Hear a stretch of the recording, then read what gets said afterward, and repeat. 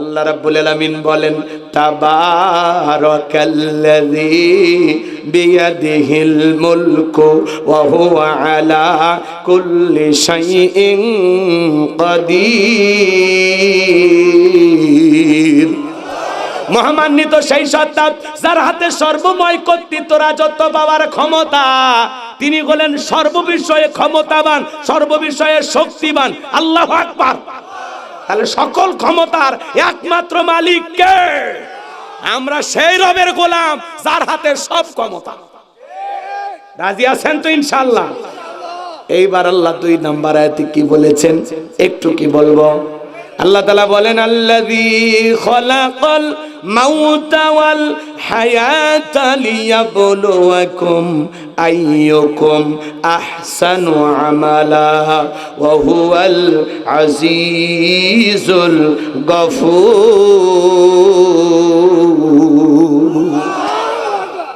আল্লাহ রাব্বুল আলামিন বলেন আল্লাযী খলাকাল মাউতা ওয়াল হায়াতা, যিনি সৃষ্টি করেছেন মৃত্যু আর জীবন। এই পৃথিবীর যত ক্ষমতা ধরক নেতা হোক, মৃতকে জীবিত করার ক্ষমতা কারো আছে? যারা আবু সাঈদকে হত্যা করেছে, শহীদ আবু সাঈদকে জীবনটা ফিরে দেওয়ার ক্ষমতা কারো আছে? মুগ্ধকে ফিরে দেওয়ার ক্ষমতা কারো আছে? আল্লাহ তাআলা বলেন আল্লাযী খলাকাল মাউতা ওয়াল হায়াতা, যিনি সৃষ্টি করেছেন মৃত্যু আর জীবন। এই পৃথিবীর যত বড় বড় নেতা থাক, মৃতকে জীবিত করার ক্ষমতা কোন নেতার আছে? তামাম পৃথিবীর নেতারা তাদের অস্ত্র শস্ত্র নিয়ে যদি আসমানের দিকে তাক করে গুলি বর্ষণ করে, আসমান থেকে একটা ফোঁটা বৃষ্টি আনার ক্ষমতা কোন নেতার আছে? সমস্ত অস্ত্র দিয়া যদি জমিনের নিচে গুলি করা হয়, জমিন থেকে একটা আলু বের করার ক্ষমতা আছে? আলু তো দূরের কথা, আলুর পাতা তৈরি করার ক্ষমতা নেতার নাই। কথা কোন ঠিক কি না? এই জন্য আল্লাহ তাআলা বলেন আল্লাযী খলাকাল মাউতা ওয়াল হায়াতা, যিনি সৃষ্টি করেছেন মৃত্যু আর জীবন। লিয়াবলুয়াকুম আইয়ুকুম আহসানু আমালা। আমার আল্লাহ ডেকে বলেন আমি পরীক্ষা করে দেখবো আমলের দিক দিয়ে কার আমল কত বেশি উত্তম, কার আমল কত বেশি সুন্দর। আমি আল্লাহ তোমাদেরকে পরীক্ষা করে দেখবো তোমাদের মধ্যে কার আমল কর্মের দ্বারা সবচেয়ে বেশি উত্তম কারা। আল্লাহু আকবার বলেন। আল্লাহ আয়াতের শুরুতে কি বলেন? আল্লাযী খলাকাল মাউতা ওয়াল হায়াতা, যিনি সৃষ্টি করেছেন মৃত্যু আর জীবন। ও বাবাজিরা, দিলটা নরম করে একটু বোঝার চেষ্টা করেন। আল্লাহ এর শুরুতে সর্বপ্রথম মৃত্যুর কথা কেন বলেন বাজান? এই দুনিয়াতে আসার একটা সিরিয়াল আছে, যাওয়ার কিন্তু কোনো সিরিয়াল নাই। দাদা আসছে, দাদার পরে বাবা আসছে, বাবার পরে আমি আসলাম, আমার পরে আমার সন্তানের আসলো। কিন্তু যাওয়ার বেলায় দাদার আগে নাতি চলে যায়, বাবার আগে সন্তান চলে যায়, বাবার কাঁধে সন্তানের লাশ। এটা হলো দুনিয়ার সবচাইতে ভারী বোঝা। যে বাবা মা সন্তান হারাইছে, কলিজার ভিতরে দাগ লেগে গেছে। হে যুবক, আল্লাহ তাআলা সর্বপ্রথম কেন মৃত্যুর কথা বললেন? রে যুবক, তুমি যুবক, জীবিত আছে একটা শিশু মারা যায়, তুমি যুবক মারা যাবে, বৃদ্ধ বেঁচে থাকবে। বৃদ্ধ মারা যাবে, যুবক বেঁচে থাকবে। কার কখন মৃত্যু হবে আমরা কেউ জানি না। আল্লাহ তাআলা বলেন কুল্লু নাফসিন যায়িকাতুল মাউত, প্রত্যেক প্রাণীকে মৃত্যুর স্বাদ গ্রহণ করা লাগবে।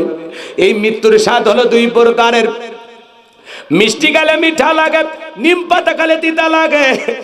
যারা ইমানদার তাদের মৃত্যুটা হবে বড় সুন্দর। মায়ের কোলে দুধ পান করতে করতে শিশুটা যেমন ঘুমের মধ্যে চলে যায়, যারা ইমানদার তারা তেমনি ভাবে বিদায় নেবে, টেরও পাবে না। যারা ইমানদার তাদের রূহটা নেওয়ার জন্য আসমান থেকে সাদা পোশাক পরিহিত ফেরেশতারা আসবে, সাদা একটা রুমাল নিয়ে সুগন্ধি যুক্ত, কি সুন্দর করে আপনার রূহটা নিয়ে যাবে।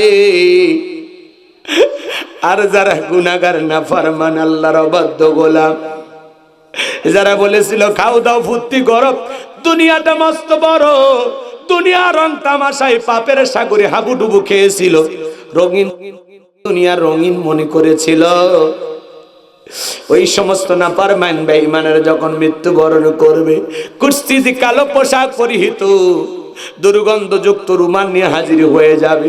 ওই ব্যক্তির পা থেকে মাথা পর্যন্ত রুহুটা ছুটাছুটি করবে। কত মানুষ দেখেন না বাজার, মৃত্যুর সময় পেশাব পায়খানা করে দেয়।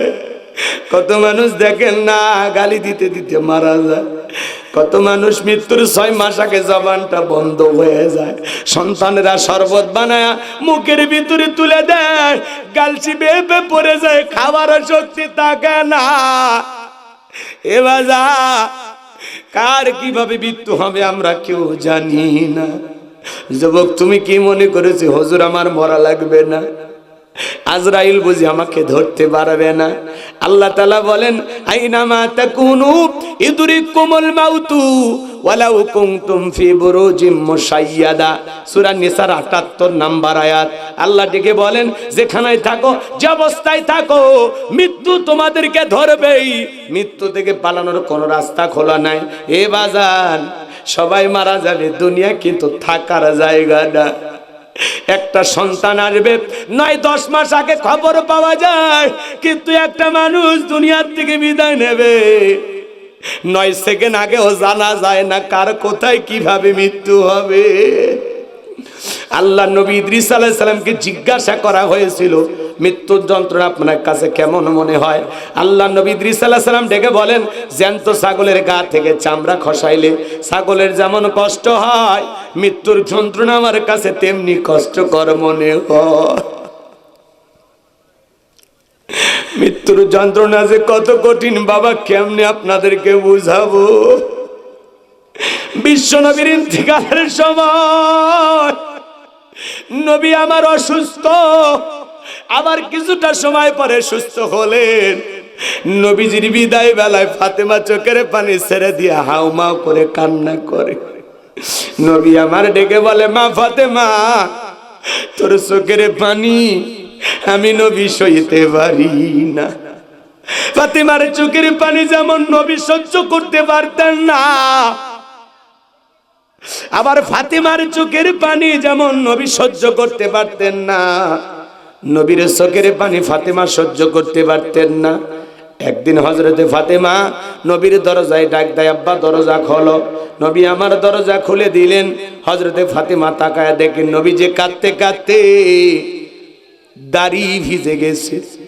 আমার ভাইয়েরা, ফাতেমা তখন ডেকে বলে, আব্বা কি এমন হয়েছে? ঘরের দরজা বন্ধ করে একা একা কান্না করেন। আমার মা খাদিজার কথা ভেবে কি কান্না করেন? চাচা আবু তালেব বড় ভালোবাসতো, তারে হারায়া বুঝি কষ্ট লাগে কান্না করেন।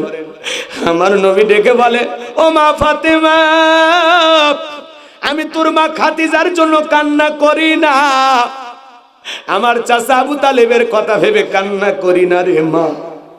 আমাকে যখন মিরাজ করতে নিয়ে যাওয়া হলো মা, আমাকে যখন মিরাজ করতে জান্নাত ভ্রমণ করে দেখানো হলো, জান্নাত থেকে দিলটা হয়ে গেল খুশি। দোয়া করলাম বেশি বেশি আমার গুনাহগার উম্মত যেন হয় জান্নাতবাসী। জোরে বলেন সুবহানাল্লাহ। জান্নাতে আল্লাহ এত নিয়ামত দিয়ে সাজাইছে মা, এত নিয়ামত দিয়ে সাজাইছে, আমি বলে শেষ করতে পারবো না রে মা।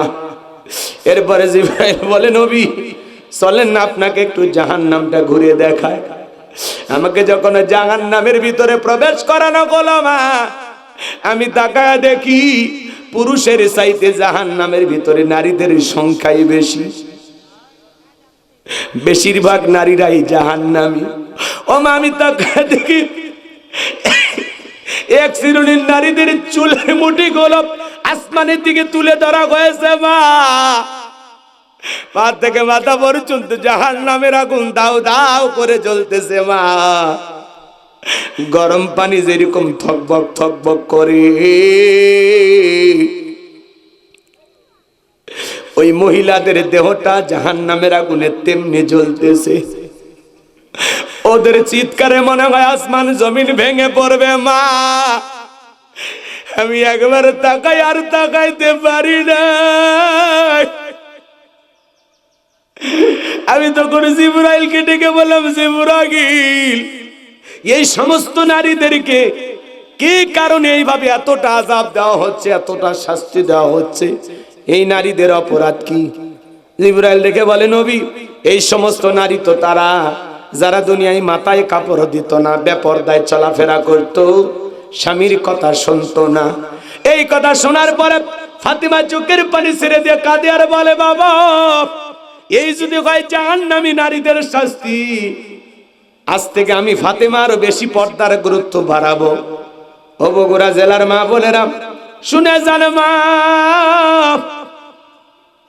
জান্নাতি নারীদের সর্দার ফাতেমা জাহান্নামী নারীদের শাস্তির কথা শুনে পর্দার গুরুত্ব বাড়াইতে চাইল। মা, আপনার কি একটু ভয় করে না মা? কেন বেপরদায় চলেন মা? আল্লাহ বলেন, নকরনা ফি বুয়ুতিকুন্না ওয়ালা তাবাররাজনা তাবাররুজাল জাহিলিয়াতিল উলা। নারীরা তোমরা ঘরের ভিতর অবস্থান করো, খবরদার জাহিলিয়াতের যুগের মেয়েদের মতো নোংরা অশ্লীল পোশাক পরে নিজের দেহকে প্রদর্শন করো না। ও মা, কেন বেপরদায় চলাফেরা করেন গো মা? কেন স্বামীর সাথে তর্ক করেন মা? কেন খারাপ ব্যবহার করেন মা? কেন স্বামীকে আপনারা গালি দেন মা? ও মা, কেন স্বামীর না শুকরিয়া আদায় করেন মা? যে স্বামী এত পরিশ্রম করে, কেন স্বামীর হালাল ইনকামের উপরে আপনি সন্তুষ্ট থাকবেন না মা? আপনার স্বামী কি ফিরাউনের চাইতেও খারাপ? স্বামীর বিরুদ্ধে কেন এত অভিযোগ দেন মা? কত গল্প করেন, তুমি ভালো না অমুক ভালো। ও মা, হঠাৎ করে একদিন দুই দিন পরিচয় হলে ভালো লাগে, কিন্তু দীর্ঘদিন সংসার করলে একটা দুইটা মান অভিমান হতে পারে, ঝামেলা হতে পারে। এই জন্য স্বামীরে কেন গালি দিবা মা? কেন খারাপ ব্যবহার করবা? মা বোন যারা আলোচনা শুনতেছেন মা, 4টা আমলে আপনাদের জন্য 8টা জান্নাতের দরজা খোলা। 1 নাম্বার হলো নামাজ, 2 নাম্বার রোজা, 3 নাম্বার স্বামীর খেদমত, 4 নাম্বার হলো ফরজ পর্দা। মা বোনের নামাজ পড়ে না, রোজা ধরলে ছাড়ে না, পর্দা করতে চায় না, স্বামীর খেদমত ঠিক মতো করে না। কথা বলেন ঠিক কি না?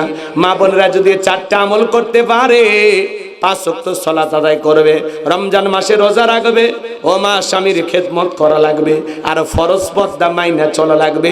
এই 4টা আমল করলে 8টা জান্নাতের দরজা আল্লাহ তাআলা আপনাদের জন্য খুলে দিবেন। জোরে বলুন সুবহানাল্লাহ। ফাতিমার চোখের পানি দেখে আমার নবী ডেকে বলে, ও মা ফাতিমা, তোমার চোখের পানি আমি সহ্য করতে পারি না মা, তোমার কানটা আমার মুখের কাছে লাগায়া যাও। নবীজি ফিস ফিস করে কি যেন বললেন, হযরত ফাতিমার কান্না বন্ধ হয়ে গেল। আম্মা জান আয়েশা জিজ্ঞাসা করেন, আমার মেয়ে ফাতিমা, তোমার আব্বাজান কি এমন বলল মা, যার কারণে তোমার কান্নাটা বন্ধ হয়ে গেল? হযরত ফাতিমা ডেকে বলেন, ও মা, আমার আব্বাজান আমাকে বলেছেন বাবার ইন্তেকালের পরে সর্বপ্রথম বাবার সাথে আমার সাক্ষাৎ হবে। বুঝতে পেরেছি মা, বাবার ইন্তেকালের পরে বেশি দিন দুনিয়ার জমিনে আমাকে থাকা লাগবে না। বিশ্বনবীর ইন্তেকালের পরে মাত্র 5 থেকে 6 মাসের মধ্যে ফাতিমা বিদায় নিয়েছিলেন। লম্বা ইতিহাস, আমি ওই দিকে যাব না বাজান। জিবরাইল আসলেন, নবীকে সালাম দিলেন, আসসালামু আলাইকুম ইয়া রাসূলুল্লাহ, ইয়া হাবিবাল্লাহ। হুজুর, আল্লাহ তাআলা জানতে চেয়েছেন আপনার শরীরের অবস্থাটা এখন কেমন। আল্লাহ জানার পরেও জানতে চাই। নবী আমার উত্তর দিয়ে বলেন, আলহামদুলিল্লাহ, আগের চাইতে অনেকটা ভালো আছি, কিছুটা সুস্থতা বোধ করতেছি। কিছুটা সময় পরে আবারও জিবরাইল আসলেন, নবীকে ডেকে বলেন, নবী, আজকে আসমান থেকে আমি একা আসি নাই, আমার সাথে আরেকজন ফেরেশতা এসেছেন, যার নাম হলো মালাকুল মউত, যার নাম হলো আজরাইল। যেই ফেরেশতা পৃথিবীর কারো বাড়িতে ঢোকার পারমিশন লাগে না, অনুমতি লাগে না গো নবী, আপনার অনুমতির অপেক্ষায় বসে আছে। নবীজি আমার অনুমতি দিলেন, মালাকুল মউত ভিতরে প্রবেশ করলেন, আমার নবীকে সালাম দিলেন, আসসালামু আলাইকুম ইয়া রাসূলুল্লাহ, ইয়া হাবিবাল্লাহ। হুজুর, নবীজি সালামের জবাব দিলেন। মালাকুল মউত ডেকে বলে, নবী, আপনি যদি অনুমতি দেন তাহলে আপনার রূহটা আমি বের করব, আপনি যদি অনুমতি না দেন গো নবী, আমার আল্লাহ বলেছেন 1 মুহূর্ত দেরি করবি না। আমার বন্ধুর যতদিন মনে চায় ততদিন আমার বন্ধু দুনিয়ার জমিনে থাকবে। চিৎকার মেরে বলুন আল্লাহু আকবার। জিবরাইল বলে, নবী, আল্লাহ তাআলা আপনার দিদারের ইন্তজাম করতেছে। আমার নবী ডেকে বলে, আজরাইল, আজকে যদি তুমি চলে যাও আর কি কোনোদিন আসবা না? মালাকুল মউত ডেকে বলে নবী, আল্লাহ তাআলা আবারও সেদিন ওয়ার্ডার দিবেন, আমি সেই দিন আসবো। যেহেতু আপনার জীবন আছে, মৃত্যুর স্বাদ একদিন না একদিন আপনাকে ভোগ করাই লাগবে। আমার নবী ডেকে বলে, মালাকুল মউত আর আসতে হবে না, তোমার দায়িত্ব তুমি পালন করতে পারো। নবী আমার যখন অনুমতি দিলেন বাজান, মালাকুল মউত তখন বিশ্ব নবীর রূহটা বের করার জন্য বুকের উপরে হাত রেখেছেন। বুকের উপরে যখন হাত রেখেছেন নবীজির রূহটা বের করার জন্য, নবী আমার দুই চোখের পানি ছেড়ে দিয়ে কাঁদে, মুক্তোর দানার মতো পানিগুলো পড়ে যায়, নবীজির দাড়ি ভিজে যায়। আর দিকে বলে, মালাকুল মউত সহ্য করতে পারি না, তাড়াতাড়ি আমার বুকের উপর থেকে হাত নামায়া না। আমার নবী বলে, মালাকুল মউত এই যদি হয় মৃত্যুর যন্ত্রণা, আমার উম্মতেরা সহ্য করতে পারবে না। মৃত্যুর আগে উম্মতের কথা বলে না, কেমন দরদের নবী পাইছি বলুন সুবহানাল্লাহ। আমার ভাইয়েরা, নবী আমার ডেকে বলে, মালাকুল মউত আমার উম্মতেরা সহ্য করতে পারবে না। মালাকুল মউত ডেকে বলে, নবী বিশ্বাস করেন, আমার আল্লাহ আমাকে বারবার বলেছেন, হে মালাকুল মউত, আমি জীবনে কোনোদিন তোরে কোনো কিছু বলি নাই, আজকে এমন একজন মানুষের রূহটা বের করতে যাবি, যেই মানুষটাকে আমি আল্লাহ বড় ভালোবাসি। এ মালাকুল মউত আমার বন্ধুর যেন কোনো কষ্ট না হয়। বিশ্বাস করেন গো নবী, এই পৃথিবীর সব চাইতে কম কষ্ট দিয়া আপনার রূহটা বের করার আমি চেষ্টা করতেছি। আমার নবী ঢেকে বলে, মালাকুল মউত এই যদি হয় পৃথিবীর সব চাইতে কম কষ্ট, আমার উম্মতেরা সহ্য করতে পারবে না, আমারে কথা দাও, আমার উম্মতকে তুমি এত কষ্ট দিবা না। মালাকুল মউত ডেকে বলে, নবী আপনার উম্মতের মধ্যে যারা আপনার আদর্শ মোতাবেক চলবে, আল্লাহর বিধান মোতাবেক চলবে, ও নবী আপনার রেখে যাওয়া ইসলাম মেনে চলবে, কথা দিলাম গো নবী, তাদের রূহটা বের করার সময় আমি ইহসান করব, দয়া করব। এইবার যখন দ্বিতীয়বার হাতটা রেখেছেন, আমার নবী আবারও কান্দেন, আর ডেকে বলেন, হে মালাকুল মউত তাড়াতাড়ি হাত নামায়া নাও, আমি সহ্য করতে পারি না রে মালাকুল মউত। আমার কাছে মনে হয় উহুদ পাহাড়টা আমার বুকের উপরে চেপে ধরা হয়েছে।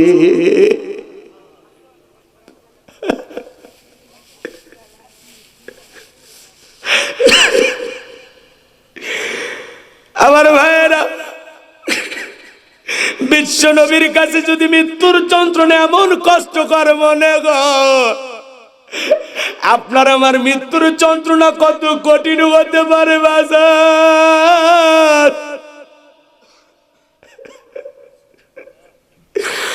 তৃতীয়বার যখন বিশ্ব নবীর বুকের উপরে হাত রেখে দিয়েছে, নবীজির রূহটা বের হয়ে যাবে। মৃত্যুর সময় নবীজি জবান দিয়ে কয়েকটি কথা বের করলেন, উম্মতের জন্য বলে গেলেন, ও আমার উম্মতেরা, সালাত সালাত সালাত, নামাজ ছাইরো না, নামাজ ছাইরো না। নবীজির রূহটা বের হয়ে যাচ্ছে, ওই সময় উম্মতদেরকে লক্ষ্য করে বলে গেলেন, ও আমার উম্মতেরা, আসসালাত আসসালাত, নামাজ নামাজ নামাজ, নামাজ ছাইরো না। নবীজি জীবনের শেষ যেই কথা বলে গেছেন, আজকের মাহফিল থেকে কি আমরা সিদ্ধান্ত নিতে পারবো যে হুজুর জীবনে কোনোদিন আমরা নামাজ ছাড়বো না? নবীজির শেষ কথাটা কারা কারা আমল করবেন একটু হাত তুলে দেখা। আল্লাহ আমাদের সবাইকে 5 ওয়াক্ত নামাজি বানায় দাও। জোরে বলেন আমিন। আর একটু জোরে বলেন আমিন। আরো একবার বলেন আমিন। আত্মা আমার ভাইয়েরা, দুনিয়াটা ক্ষণিকের, এই দুনিয়াতে কেউ থাকবে না। বল তুসিরুনাল হায়াতাদ দুনিয়া ওয়াল আখিরাতু খায়রুন ওয়া আবকা। তোমরা দুনিয়ার জীবনকে প্রাধান্য দিচ্ছ, অথচ দুনিয়ার জিন্দেগি হলো ক্ষণস্থায়ী, আর আখিরাতের জিন্দেগি হলো চিরস্থায়ী। এই জীবন হঠাৎ করে শেষ হয়ে যাবে। বেঁচে আছি এটাই অস্বাভাবিক, মৃত্যু হবে এটাই স্বাভাবিক। সকল ধর্মের মানুষ বিশ্বাস করে মৃত্যু একদিন হবে, মৃত্যু হলো চিরন্তন সত্য কথা।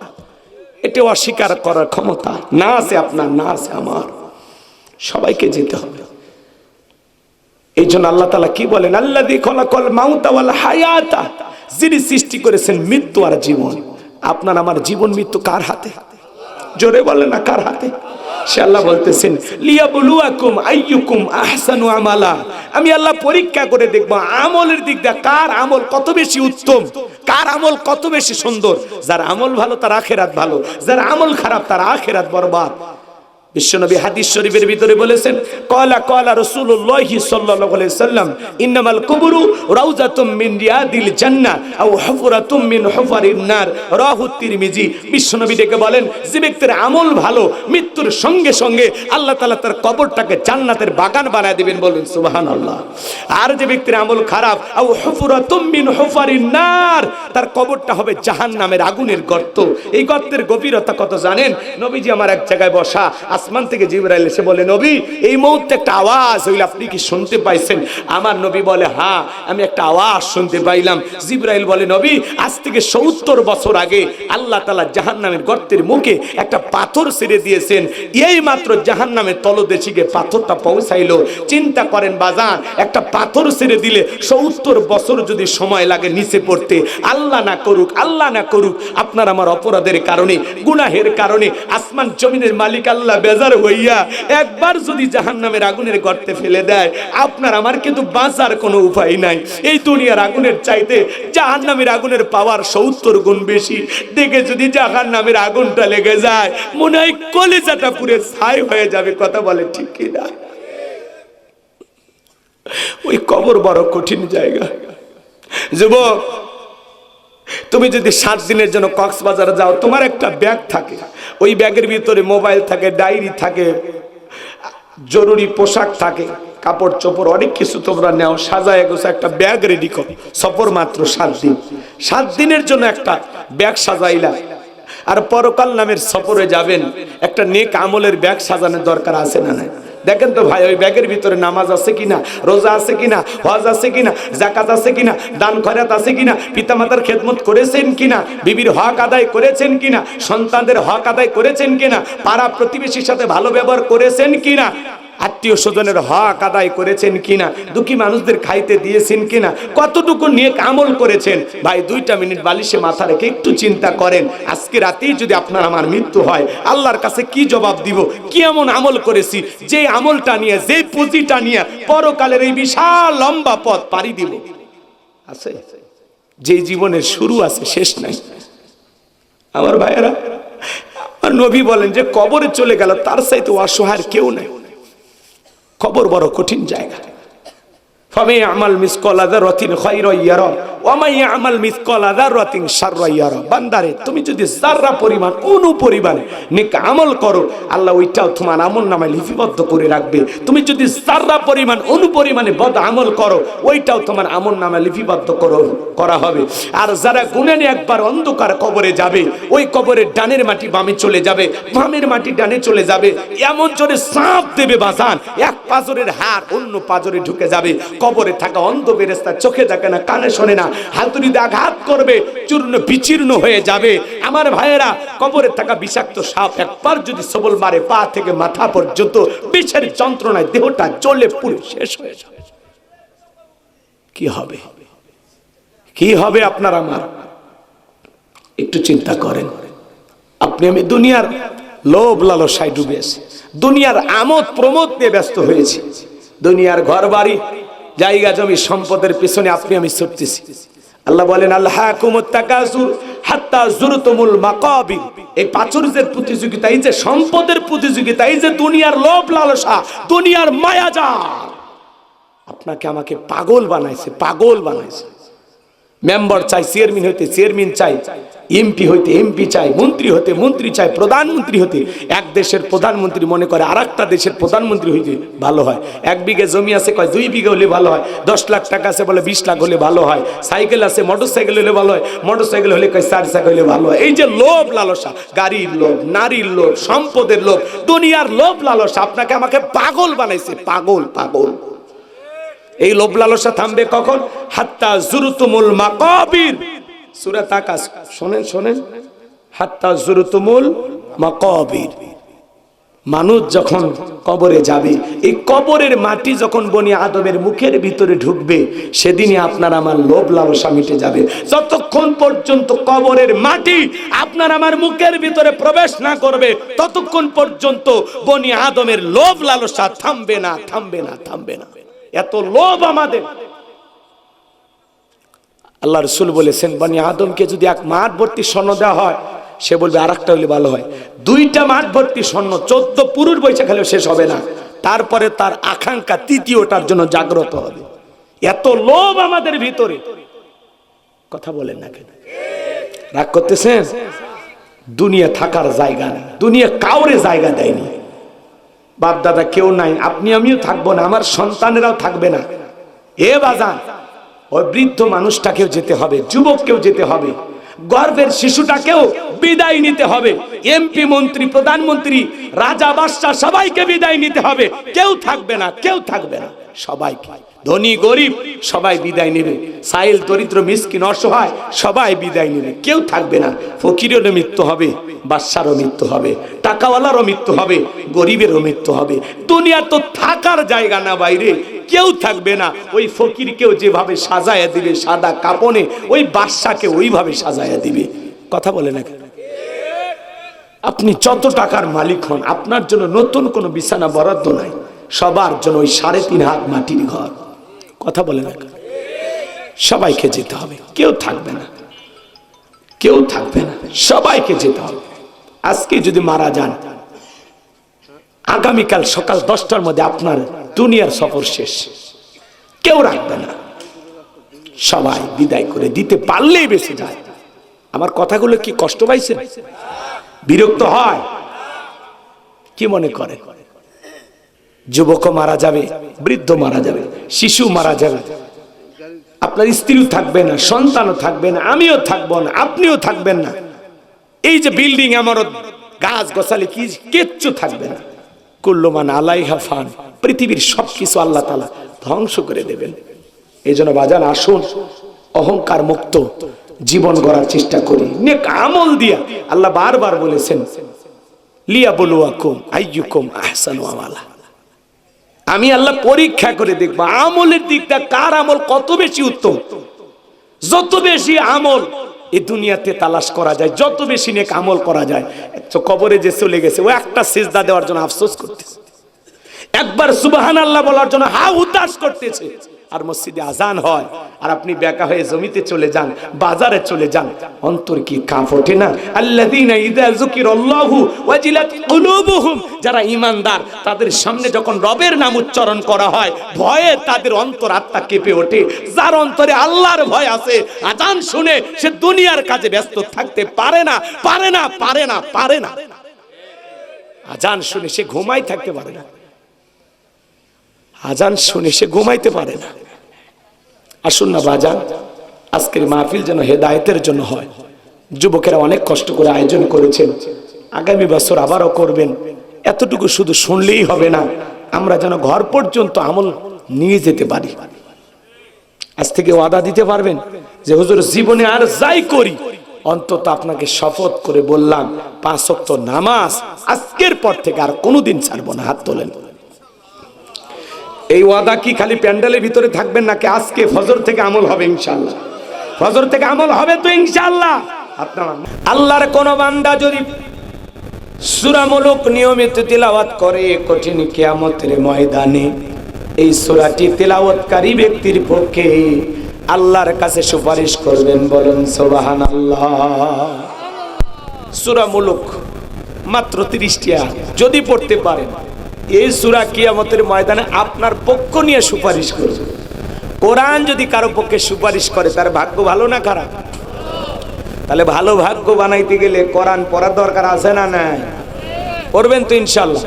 আমার এই বয়ান শোনার পরে অনেক মানুষ ফোন দিয়ে বলে, হুজুর আমি সূরা মুলুক মুখস্থ করে ফেলেছি, কোরআন পড়া জানতাম না, আপনার কথা শুনে কোরআন পড়ার প্রতি আমার আগ্রহ বেড়ে গেছে, যে কোরআন আমার পক্ষে সুপারিশ করবে, চাই কি জীবনে।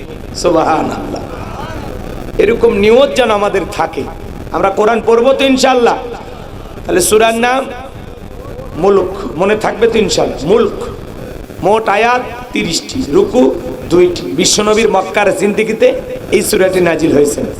এক কথায় হিজরতের পূর্বে যেই সূরাগুলো নাজিল হয়েছে এই সূরাগুলোকে মাক্কি সূরা বলা হয়, আর হিজরতের পরে যে সূরাগুলো নাজিল হয়েছে এই সূরাগুলোকে মাদানী সূরা বলা হয়।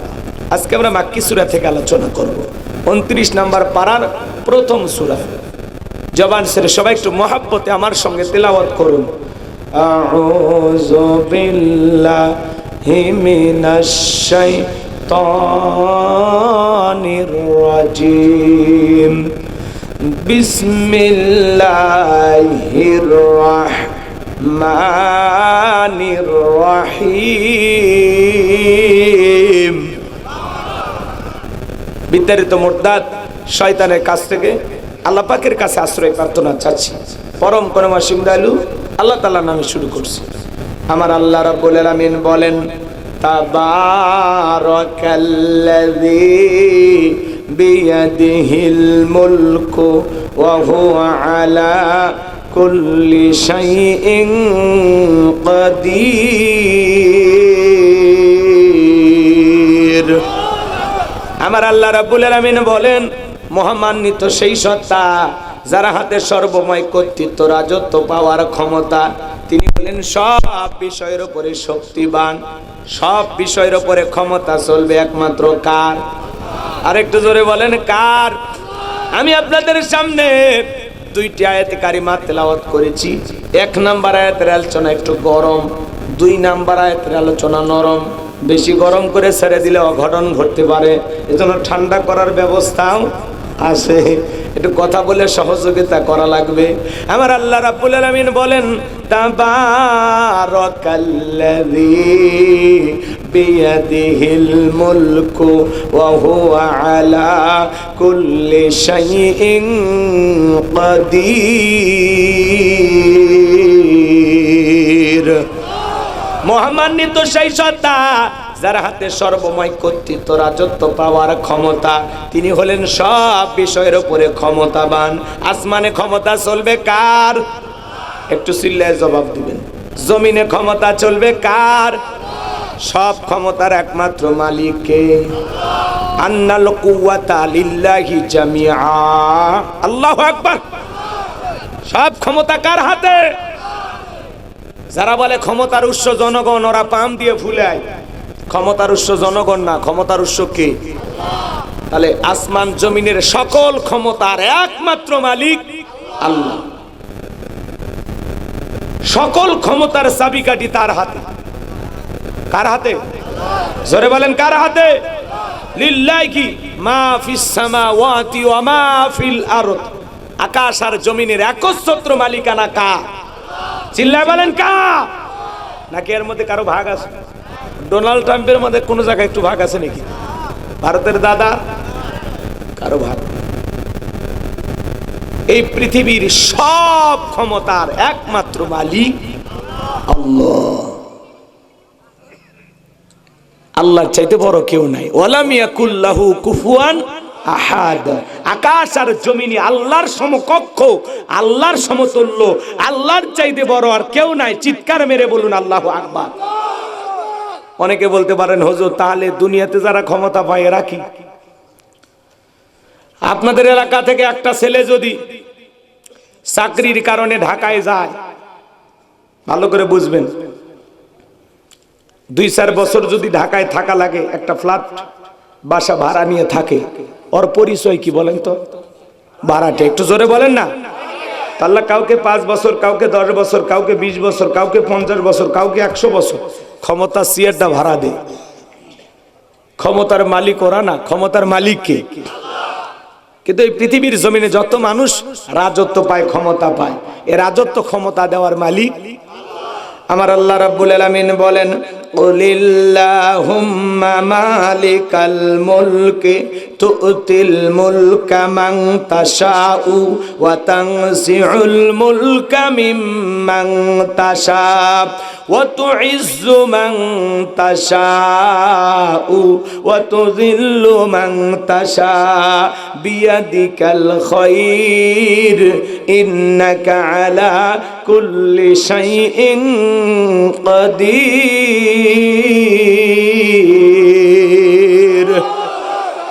সূরা আলে ইমরান আয়াত নাম্বার 26 আমার আল্লাহ রাব্বুল আলামিন জানিয়ে দিলেন, রাজত্ব দেওয়ার মালিক আমি আল্লাহ। বলেন তো বাজান, ক্ষমতা দেওয়ার মালিক কে? ক্ষমতা দিলে যে লোকটাকে সম্মান দেওয়া হলো এমনটা নয়। ক্ষমতার সম্মান দুইটা ভিন্ন জিনিস। এই পৃথিবীর জমিনে অনেক মানুষকে আল্লাহ ক্ষমতার চেয়ারে বসাইয়াও জুতার বাড়ি খাওয়ায়া ক্ষমতার চেয়ার থেকে নামাইছে। এই পৃথিবীর জমিনে অনেক মানুষকে ক্ষমতার চেয়ার দেওয়ার পরে আল্লাহ লাঞ্ছিত করেছে। কথা বলেন ঠিক কিনা? শ্রীলঙ্কার দিকে তাকায়া দেখলেন না? যারা জনগণের উপরে জুলুম করেছিল, অত্যাচার করেছিল, জনগণ বাগে পাইয়া নেতার কাপড় খুলে ক্ষমতার চেয়ার থেকে নামাইছে। ভাগ্যিস ভালো সেদিন হাফ প্যান্ট পরা ছিল। এই জন্য ক্ষমতা দিলে যে লোকটাকে সম্মান দেওয়া হলো এমনটা না। ক্ষমতার সম্মান দুটো ভিন্ন জিনিস। কথা কিন্তু আমার না, ক্ষমতা নিয়ে ওয়াজ নাই, সেই ওয়াজই তো করতেছি। তাবারাকাল্লাযী বিয়াদিহিল মুলক, মহামানিত সেই সত্তা যার হাতে সর্বময় কর্তৃত্ব, রাজত্ব, পাওয়ার ক্ষমতা। আল্লাহু আকবার। ক্ষমতা কার হাতে? তোমারে আল্লাহ দিয়েছে। তাহলে কি মনে করা লাগবে? এই ক্ষমতা আল্লাহর দেয়া নিয়ামত, জনগণের দেয়া আমানত। যারা নিয়ামত পেয়ে শুকরিয়া আদায় করে আর জনগণের আমানতের হক সঠিকভাবে পালন করে, আমানতের খিয়ানত করে না, ক্ষমতা আল্লাহর দেয়া নিয়ামত মনে করে শুকরিয়া আদায় করে, দাম্ভিকতা করে না, অহংকার করে না, মানুষের সাথে মিশে কাজ করার চেষ্টা করে, আদল ইনসাফ প্রতিষ্ঠিত করে, ন্যায় বিচার কায়েম করে, মানুষের অধিকার প্রতিষ্ঠিত করে, ইসলামের কল্যাণে, মানবতার কল্যাণে কাজ করে যায়। যারা ক্ষমতা পেয়ে আল্লাহর শুকরিয়া আদায় করে এই জমিনে ন্যায় বিচার কায়েম করে, ইতিহাসের সোনালী পাতায় তাদের নাম লেখা থাকে। কিন্তু যারা জুলুম করে, অত্যাচার করে, ক্ষমতাকে বাপ দাদার পৈতৃক সম্পত্তি মনে করে, দেখেন তো বাজান, এই পৃথিবীর জমিনে সে সমস্ত মানুষদেরকে আল্লাহ ক্ষমতার চেয়ার দান করার পরেও লাঞ্ছিত করে।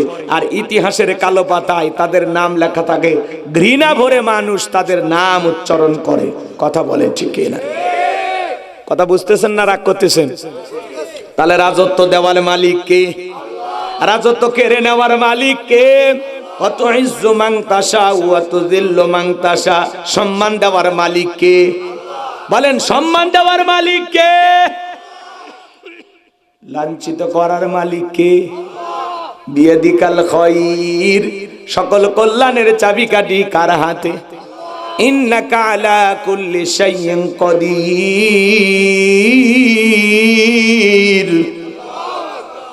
সব ক্ষমতার একমাত্র মালিক আল্লাহ। গভীর মনোযোগ দিয়ে কথাগুলো শুনবেন বাজান। এই পৃথিবীর ভূখণ্ডে আল্লাহ পাক যত মানুষকে ক্ষমতা দিয়েছে, এর মধ্যে 4 জন মানুষকে আল্লাহ পুরো পৃথিবীর ক্ষমতা দিয়েছিলেন। জোরে বলেন কয়জন? আরেকটু জোরে বলেন কয়জন? পুরো পৃথিবীর ক্ষমতা দূরের কথা, ছোটখাটো পার্টি নেতার গরম এলাকায় থাকা যায় না। আমারে চিনিস? আমি অমুক নেতার আপন খালাতো বোন, তার ছোট মেয়ে বিয়ে করেছে, কি হাইব্রিড পরিচয়। কথা কোন ঠিক কিনা? বিশ্ব নবীর জামার একটা পাতি নেতা ছিল, নবী হিজরত করে মদিনায় চলে গেছেন। মক্কার কাফিরদেরকে নিয়ে বিশ্ব নবীর কোনো মাথা ব্যথা নাই। নবীজি আপন গতিতে কালেমার দাওয়াত দেয়, ইসলামের প্রচার প্রসার করে, আল্লাহর পথে মানুষকে আহ্বান করে। কিন্তু মক্কার কাফিরদের ঘুম হারাম। না জানি ভাতিজা মদিনায় যা কি করতেছে, এই টেনশন এরা ঘুমাইতে পারে না। একজন মহাবীর ছিল, এর নাম ছিল মহাবীর আমর। এ ছিল গোত্রীয় লিডার, দলপতি। বর্তমানে যেরকম মেম্বার, চেয়ারম্যান বলা হয়, সে সময় তাদেরকে বলা হতো গোত্রীয় লিডার, দলপতি, মুরল, মন্ডল, মাতাব্বর। কথা বোঝেন নাকি আমার ভাইয়েরা? এই মহাবীর আমার প্রতিমার সামনে দাঁড়ায়া তরবারিটা উঁচু করে শপথ গ্রহণ করে ডেকে বলে, যতক্ষণ আব্দুল্লাহর বেটা মুহাম্মদ সাল্লাল্লাহু আলাইহি সাল্লামের দেহ থেকে কাল্লা ফেলায়া না দিতে পারবো ততক্ষণ পর্যন্ত আমি এক ফোঁটা পানিও পান করব না। জোরে কন্যা উযবিল্লাহ। আমার নবী কার পাকা দানে মই দিয়েছে? কথা বলে। ওর বাড়িতে চুরি করতে গেছে, যায়নি। আপনার আমার নবীর কোনো অপরাধ নাই। নবী কালেমার দাওয়াত দেয়, ইসলামের প্রচার প্রসার করে। এটাই হলো কাফের বেঈমানদের সহ্য হতো না। কথা বলেন ঠিক কিনা? ওরা বলে আমরা 33 কোটি দেবতা মানি, তাই কত ঝামেলা, কত সমস্যা। আর এক আল্লাহকে মানলে সব সমস্যার সমাধান, এটা ওরা বিশ্বাস করতো না। বিশ্বনবীর মাথা নেওয়ার ঘোষণা করে শপথ গ্রহণ করে যখন মদিনার পথে রওনা করলেন, আল্লাহ তাআলা এই খবর বিশ্বনবীর কানে পৌঁছায় দিলেন, নবী গো, ওই মক্কার মুহাবিরামুর আপনার মাথা নেওয়ার ঘোষণা করে রওনা করেছেন। এই সংবাদ শোনার পরে নবী আমার টেনশনে পড়ে গেলেন। সাহাবা একরামদেরকে ডেকে বলেন, আমার সাহাবীরা তোমরাই বলো এখন কি করা যায়। হযরত উসমান রাদিয়াল্লাহু তাআলা ডেকে বলেন, নবী গো, আপনি আল্লাহর এত বড় পয়গম্বর, আপনি আল্লাহ তাআলার কাছে দোয়া করেন ওই আমর যেন আপনার চেহারা দেখার আগে ওরা হাত পা প্যারালাইজ হয়ে যায়। নবীজি ওসমানের কথা শুনে দোয়া করে বলেন, আল্লাহ ওই মক্কার মহাবীর আমর আমার কাছে পৌঁছার আগে ওর হাত পা এতটুকু শুধু বলেছেন। আল্লাহ ডেকে বলে, জিবরাইল আর করিস না দেরি, আমার বন্ধুকে জানায় দাও তাড়াতাড়ি। আমি আল্লাহ পাক শুধু 2 হাত দোয়া করার জন্য দেই নাই, মাঝে মাঝে জালেম আর বেঈমানদেরকে সাইজ করার জন্য ওই 2 হাতে লাঠিও তুলে নেওয়া লাগবে। বলেন আল্লাহু আকবার। আপনারাই বলেন তো বাজান, সব জায়গায় কি দোয়া দিয়ে কাজ হয়? রাগ করতেছেন? ধরেন এই গ্রামের নাম নলঘরিয়া, বললে আবার রাগ করবেন না তো? না অন্য গ্রামের নাম বলেন, এই গ্রাম বাদ দিই, এটারই কম। এটা কিন্তু উদাহরণ, মানে কথা বোঝানোর জন্য একটা এক্সাম্পল দিচ্ছি। রাগ করতেছেন? শুনে যান বাজান গো আমার। মনে করেন এই গ্রামে প্রতিদিন চুরি হইতেছে, গরু ছাগল চুরি হয়, টাকা পয়সা চুরি হয়, এমনকি সুন্দরী বউটা পর্যন্ত চুরি হয়। চোরের অত্যাচারে গ্রামে থাকা যায় না। একজন তালোরা বাজার থেকে অথবা দোপসাসিয়া বাজার থেকে 10 কেজি জিলেপি নিয়ে এসে বলে, হুজুর একটু দোয়া করেন চোরের হাত থেকে যেন আল্লাহ গ্রামের মানুষকে হেফাজত করো। জিলাপির গন্ধ পায়া চোর মসজিদে হাজির হয়ে গেছে। হুজুর হাত তুলে বলে, আল্লাহ প্রতিদিন গরু ছাগল চুরি হয়, টাকা পয়সা চুরি হয়, চোরের হাত থেকে গ্রামের মানুষকে তুমি হেফাজত করো। চোর জিলাপি খাওয়ার আশা হাত তুলে বলে, আমিন আমিন আমিন। ওই জায়গায় ইমাম সাহেব দোয়া না করে যদি বলতো, এ নলগড়িয়ার যুবকেরা, তোমরা যদি এই গ্রামের ধন সম্পদ টাকা পয়সা রক্ষা করতে চাও, মাগরিব থেকে ফজর পর্যন্ত বাংলা লাঠি নিয়া 4 জন করে যুবক রাস্তার মোড়ে মোড়ে দাঁড়ায় পাহারা দিবা। চোরকে দেখা মাত্রই ওই লাঠি দিয়া এমন পিটান পিটাইবা যাতে 6 মাসে মাজা সোজা না করতে পারে। তাহলে বলেন তো বাজান, চোর কি চুরি করতে যাইতো নাকি তওবা করে ভালো হয়ে যেত? কথা বলেন না কেন? এজন্য চুরি বন্ধ করতে হলে লাগবে কার আইন। আর একটু জোরে বলেন না, কার আইন? আল্লাহ রাব্বুল আলামিন বলেন, ওয়াস-সারিকু ওয়াস-সারিকাতু ফাকতুউ আইদিয়াহুমা জাযাআম বিমা কাসাবা নাকালাম মিনাল্লাহ। আল্লাহ সূরা মাইদার ভিতরে 1500 বছর আইন, 1500 বছর আগে আইন দিয়েছেন। চোর পুরুষ হোক আর নারী হোক, আল্লাহর বিধান, আল্লাহর ফয়সালা। চোর চুরি করে সেটা যদি প্রমাণিত হয়, চোরের ডান হাতের কবজি কেটে দাও। একটা চোরের ডান হাতের কবজি কেটে মিডিয়ার মাধ্যমে ফলাও করে যদি প্রচার করা হতো, বাংলার জমিনে আল্লাহর আইন প্রতিষ্ঠিত করা হলো। এখন থেকে চুরি করলে চোর যদি ধরা পড়ে, ডান হাতের কবজি কেটে দেওয়া হবে। এই আইন যদি চালু করে বাজান ঘোষণা করে দেওয়া হতো, আর একটা চোরের হাত কেটে দেওয়া হতো, আমার বিশ্বাস বাংলাদেশের সমস্ত চোরেরা তওবা করে তাহাজ্জুদ পড়া শুরু করত। কথা বলেন ঠিক না? কিন্তু কে শোনে কারো কথা? আজও গেল না মনের ব্যথা। এখন উচিত কথা যদি কই, পিঠের ওপর দিয়ে যাবি মই। এ আনন্দে কিছু লোক কিনে খাবি বগুড়ার স্পেশাল দই। যত দোষ নন্দ ঘোষ, সত্যটা বললে দোষ, করলে অন্যায়ের প্রতিবাদ, নামটা হবে তোমার মৌলবাদ, নামটা হবে তোমার জঙ্গিবাদ। কারা আইন পাস করবে? সরিষাই তো ভূত। কথা কর না কাপড় নেতা আইন চালু করার আগে দেখ, উরি বাবা হাত তো আমার টাকা কাটা যাবে, কারণ এই টাকা এই হাত দিয়ে তো 1-2 টাকা দুর্নীতি করেনি, লক্ষ লক্ষ কোটি কোটি টাকা দুর্নীতি করছে। 11 লক্ষ কোটি টাকা বিদেশে পাচার করেছে। কথা কর না কাপড়, লক্ষ লক্ষ টাকা। নেতা বাংলাদেশি, আমেরিকায় বাড়ি, লন্ডনে বাড়ি, সহ্য হয়? কথা কন না। তুমি এই দেশের রাজনীতি করো, এই দেশের জনগণের রাজনীতি করো, আমাদেরকে ফকির বানায় নিজেরা বাদশা হচ্ছে আমেরিকা যায় না? আমাদেরকে এত বোকা মনে করো তোমরা? বহুদিন বোকা ছিলাম, আর বোকা থাকবো না। কথা বলে ঠিক কি না ভাইয়েরা আমার? লক্ষ লক্ষ কোটি টাকা যারা দুর্নীতি করে বিদেশে পাচার করেছে, 1-2 লক্ষ টাকা না, 11 লক্ষ কোটি টাকা বিদেশি নিয়ে গেছে। নেতা 5-10 কোটি টাকা দেবেন, গাড়িগুলো গ্যারেজে পড়ে আছে, সরার মতো এমপি মন্ত্রী নাই। একটা দলের এইভাবে পতন হয় পৃথিবীর ইতিহাসে কেউ দেখেনি। প্রধানমন্ত্রীর থেকে শুরু করে এমপি মন্ত্রী, আমলা কামলা, নায়ক গায়ক, শিক্ষক, একেবারে যা আছে দাস দাসী পিয়ন টিয়ন যা ছিল রে ভাই, এমনকি মসজিদের হুজুর পর্যন্ত ভালো আছে। এমপি মন্ত্রী আছে, হাজার হাজার বিঘা জমি জোর করে দখল করে নিয়েছিল, আজকে জায়গা জমি পড়ে আছে, কিন্তু নিয়ে তারা নাই। আছে আছে। মন্ত্রীরা সব কোথায় গেল, এমপিরা সব কোথায় গেল, কোথায় কাদের কাকা, ওদের সারা দেশটা এখন লাগে ফাঁকা ফাঁকা। পালাবো না পালাবো না পালাবো না, যাই না তাদের দেখা, ওদের সারা দেশটা এখন লাগে ফাঁকা ফাঁকা। আইন মন্ত্রী আটকে গেল আইনেরই ফাঁকে, দাড়ি সারা দরবেশটারে ভণ্ড ভণ্ড লাগে। শুনেছি ভাই কত নেতা নেত্রী খাইতেছে ভাই ডান্ডা, বিচারপতি কালা মানিকের ফাটিয়েছে নাকি আন্ডা। এটা আমার খবর না, মিডিয়ার খবর। ওই বিচারপতি শামসুদ্দিন মানিক আল্লামা সাইদি হুজুরকে মৃত্যুদণ্ডের রায় দিয়েছিল। আমরা বলতে চাই ওই একই ট্রাইব্যুনালে বিচারপতি মানিককেও মৃত্যুদণ্ডের রায় দিতে হবে। কথা বলেন ঠিক কি? আমরা ভাইয়েরা, এই বিচারপতি মানিক টকশোতে বসে আমার বোনকে অপমান করেছিল, রাজাকারের বাচ্চা বলেছিল, ছাত্র আন্দোলন সবাইকে রাজাকারের বাচ্চা বলে গালি দিয়েছিল। কথা কন নাকি আপনারা? রাগ করেন?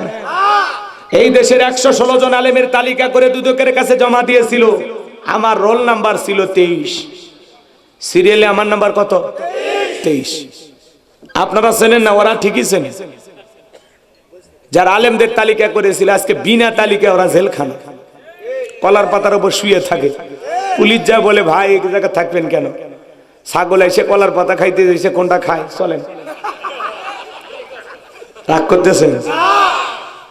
পলকের ঝলক গেল, পলকের ঝলক গেল, থামিয়ে নেটের চাকা, ওদের সারা দেশটা এখন লাগে ফাঁকা ফাঁকা। কোথায় গেল সংসদেতে মমতাজের গান, কোথায় গেল হযরত বলা শামীম ওসমান? কথা কন না? এই শামীম ওসমান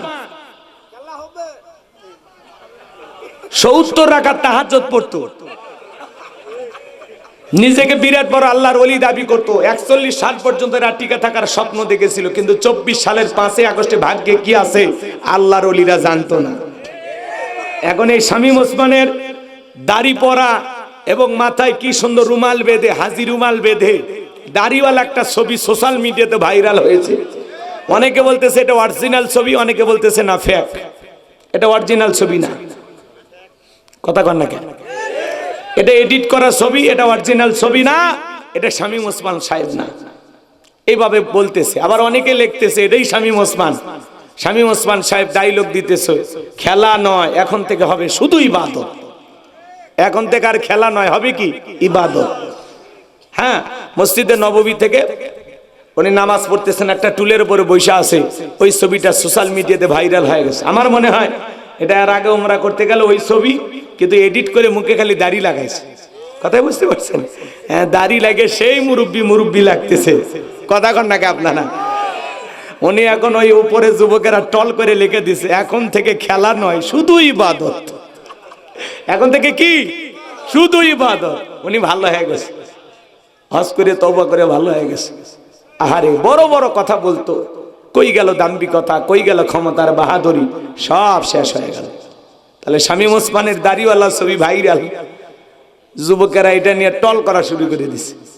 আসলে ওনারা যদি সত্যি ওই লিবাসটা যতটা সুন্দর ওইরকম সুন্দর মানুষ হইতেন, তাহলে আমাদের চাইতে বড় খুশি আর কেউ হতো না। কথা বলেন ঠিক কিনা? আমরা তো আপনাদেরকে ভালো মানুষ হিসেবে দেখতে চাই। মন খারাপ করবেন না আমার ভাইয়েরা। আমি গুনাহগার যে কথা বলতে চাই, গভীর মনোযোগ দিয়ে কথাগুলো শুনে যান। সব জায়গায় দোয়া দিয়ে কাজ হবে না, চুরি বন্ধ করতে হলে লাগবে আল্লাহর আইন। এই জমিনে আল্লাহর আইন চালু হবে যেই দিন, সমাজের মানুষ শান্তি পাবে, নিরাপত্তা পাবে সেই দিন।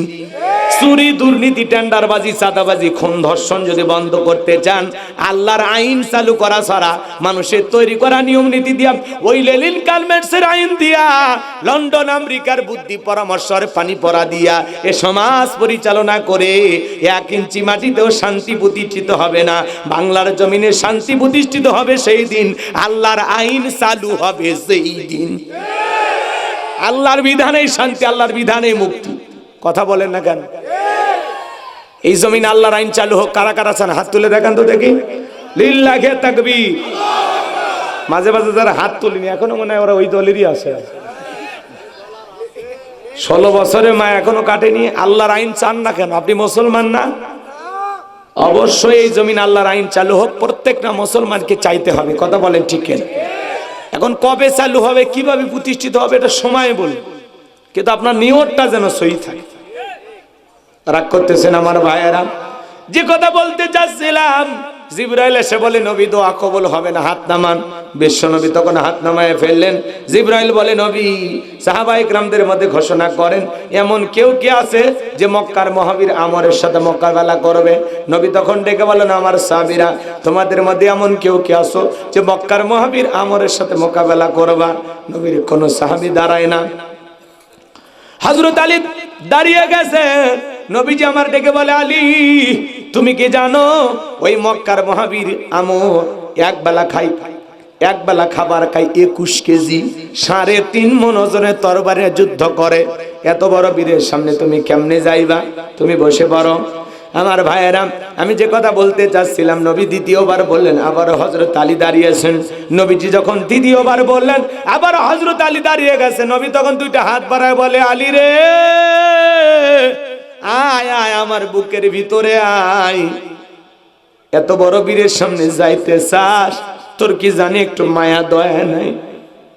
হযরত আলী বলতেছে, নবী আমার ভিতরের ঈমান বলতেছে ওই আমর আপনার চেহারা দেখার আগে ওরে আমি জমিন থেকে বিদায় করে দেব। আমার নবী বলে, আলী খালি হাতে দোয়া করলে হবে না, ওসমান তোমার বাড়িতে কি তরবারি আছে? হযরত ওসমান ডেকে বলে, নবী আমার বাড়িতে তরবারি আছে 27 ইঞ্চি লম্বা। জোরে বলেন না মারহাবা। কয় ইঞ্চি লম্বা? এখন তো তরবারি কথা শুনলে বলবে জঙ্গি। এর আগে দেখেন নাই পুরো বাংলাদেশে খালি জঙ্গির নাটক। আপনাদের এলাকায় মনে করেন একটা দাওরা হাদিস মাদ্রাসা আছে, কোন শহরের কথা বল না, বগুড়া না, নওগাঁর কথা বলি। বগুড়ার কথা বললে আবার খেপে যাবেন। নওগাঁয় যায়, নওগাঁয় একটা দাওরা হাদিস মাদ্রাসা আছে বাজান। কুরবানির ঈদের আগে হুজুর বলতেছে, বাবা কোন কোন ছাত্র তোমরা ছুটিতে যাবে না, একটু হাত তোলো। কেন হুজুর? বলে, শোনো বাবা, এই শহরে অনেক কোটিপতি মানুষ বসবাস করে, তোমরা যদি কুরবানির পশুটা জবাই করে দাও, চামড়াটাও মাদ্রাসায় দিবে, নগদ কিছু হাদিয়া তোমাদের পকেটে ঢুকবে। ছেলে পেলে রাজি হয়ে গেল। মনে করেন 100 জন হাত তোলে, বলে হুজুর আমরা ঈদের ছুটিতে বাড়িতে যাব না। হুজুর বলতেছে বাবা খালি হাতে তো আর জবাই করতে পারবা না, লাগবে কি ছুরি, ছোরা, চাকু, কথা কন। বগুড়ায় কি বলেন? ছুরি। সবই বোঝেন আপনারা, বুঝবেনই তো, উত্তরবঙ্গের সবচেয়ে চালাক মানুষ আপনারা। আমার ভাইয়েরা, এইবার হুজুর কামারের কাছ থেকে 100টা ছুরির অর্ডার দিয়েছে কুরবানির আগের দিন। হুজুর বলতেছে বাবা কে কোনটা নিবা, নিয়ে একটু বালু দিয়ে কি দাও, ধার দাও, একটু ধার তোলো। এই দৃশ্য দেখেছে এলাকার এক তেলতেলা গোয়েন্দার। মসজিদ মাদ্রাসা সহ্য করে না, হুজুর আলেম ওলামা দেখতেই পারে না। হুজুরদের নাম শুনলে নাক ছিটকায়, দৌড়ে চলে গেছে ওসি সাহেবের কাছে, যা বলে ওসি সাহেব কি অমুক মাদ্রাসায় জঙ্গিদের বিশাল ঘাটি, বিশাল আস্তানা, তাই নাকি? বলে হ্যাঁ, আমি নিজের চোখে দেখে এসেছি। তাই? ঠিক আছে, চলো যাই। এইবার মাদ্রাসার চতুর্দিকে ঘেরাও করছে। মাদ্রাসায় ঢুকে বলতেছে হুজুর এই জায়গায় নাকি জঙ্গিদের বিশাল আস্তানা, বিশাল ঘাটি। বলে কে বলেছে ভাই? এমন ঘটনা তো আমার মাদ্রাসায় কখনো ঘটেনি। বলে না, আমরা যে গোপন তত্ত্বের ভিত্তিতে সংবাদ পাইয়াছি, ইহা মিথ্যা হওয়ার কোনো সম্ভাবনা নাই। এ পুরো মাদ্রাসা সার্চ করো তোমরা। এবার মাদ্রাসা তলাইতে হুজুরের রুম থেকে পাইছি 1 বস্তা। বুঝেন নাই? সেনাবাহিনীর অভিযান চালায়, বিভিন্ন নেতাদের বাড়ির থেকে বের হয়, দেখেননি? দেখছেন? শুনে যান ভাইরা আমার। এইবার ছুরি যখন 1 বস্তা সবার সামনে ঢেলে ফেলে দিয়েছে, এই যে এগুলো কি হুজুর, এগুলো কি? এক বুদ্ধিমোটা ছাত্র কোন জায়গায় কোন কথা বলা লাগে ব্রেক পায় না। এগুলো চিনতেছেন না? আগামী 10 তারিখ খালি ধর্ম আর জবাই করবো, ধর্ম আর জবাই, রক্তের বন্যে বয়ে যাবি, রক্তের বন্যে। কথা বলছেন নাই মনে হয়। এইবার ওসি সাহেব বলতে চাই সবগুলো গ্রেফতার করো। মহাতামি হুজুর বলতেছে আপনি মুসলমান না? বলে হ্যাঁ মুসলমান, মানে আমার বাপ হাজি। তো বাপ হাজি, আপনি ফাজি কেন? কি হয়েছে? বলে আগামী 10 তারিখ হলো পবিত্র ঈদুল আজহা। এই ছেলেটা বলতেছে যে গরু ছাগল ধরবে আর জবাই করে আর রক্তের বন্যা বয়ে যাবে। ও বলা লাগবে এভাবে, বলেছে আর এক ভাবে। তখন বলতেছে ঘটনা এই কথা কর।